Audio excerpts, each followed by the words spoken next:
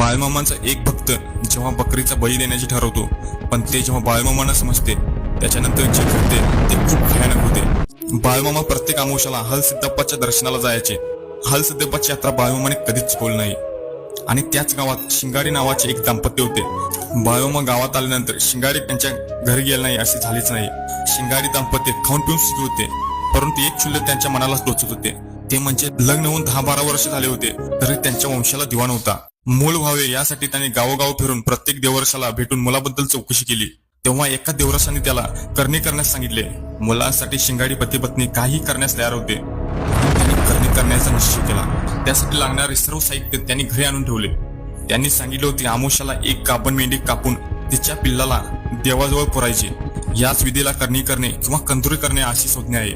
अमावस्याचा तो दिवस उजळला व शिंगाडी कार्यक्रमाच्या तयारीला लागला। धनगरांच्या कल्पातून एक गाभण मेंढी त्यांनी आणली। शिंगाडी यांच्या घराकडे माणसाची ये जा चालू झाली होती।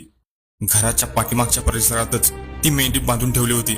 ती मेंढी सकाळपासून एक स्वरात ओरडत होती आणि तो दिवस अमावस्याचा असल्यामुळे बाळमामा हलसिद्धप्पाच्या दर्शनास आलेले होते। आणि शिवाय गावात आल्यावर शिंगाडीच्या घरी येण्याचे मामांचे ठरल्याप्रमाणे घडत असे। आणि त्याचप्रमाणे मामा शिंगाड्यांच्या घरी गेले। घरातील प्रकार पाहून मामांना थोडे आश्चर्य वाटले। तिथे स्वतः शिंगाडी नव्हता। मामाने आवाज दिला, शिंगाडी कुठे आहे? पण शिंगाडी लपून बसला होता, तो आलाच नाही। पण त्या मेंढीने ओरडून मामांना प्रतिसाद दिला। मामाने ऐकूनच मामा अस्वस्थून गरजले, अरे ती मेंढी का ओरडते? हे ऐकून कोणीच काही बोलेना। मामा म्हणाले, कशाला तिला आणले इथं? पण कोणाची उत्तर द्यायला हिंमत झाली नाही। धाडस करून एका माणसाने शेवटी हा सगळा प्रकार मामांना सांगितला। तोच तिथे हात जोडून शिंगाडी तिथे घरात आला। मामांचे डोळे रागाने लाल भडक झाले। मामा ओरडले, अरे त्या मेंढराला कशाला बळी देतोस? हे सर्व बंद करणार की पायातले पैतान काढू? मामांच्या रागाची कल्पना शिंगाडेला होते। मामांचे उग्र रूप पाहिल्यानंतर त्या परिसरात बांधलेली मेंढी मामांच्या हवाली त्यांनी केली व कंदुरीचा कार्यक्रम बंद करण्याचे कबूल केले। मामांचा रागाचा पारा थोडी खाली आला तेव्हा शिंगाडी मामांच्या चरणी कोसळला। मामा, मी हे जे केले आहे ते फक्त माझ्या घरी वंशाचा दिवा लागावा म्हणून, यात माझी काही चूक नाही।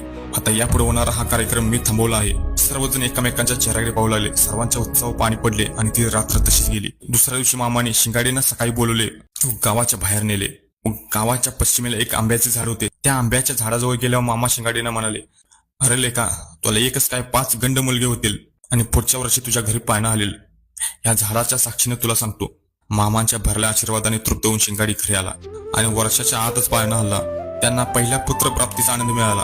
त्याच्यानंतर एकामागून एक असे 5 मुलगे झाले व त्यांचे घर मामांच्या दिल्या शब्दातून मोकळे झाले। या प्रसंगातून मामाने गावातून होणाऱ्या मुख्य प्राण्यांची हत्या बंद केली। तुम्ही सुद्धा बाळमामांचे भक्त असाल तर आमच्या चॅनल लाईक आणि सबस्क्राईब करा।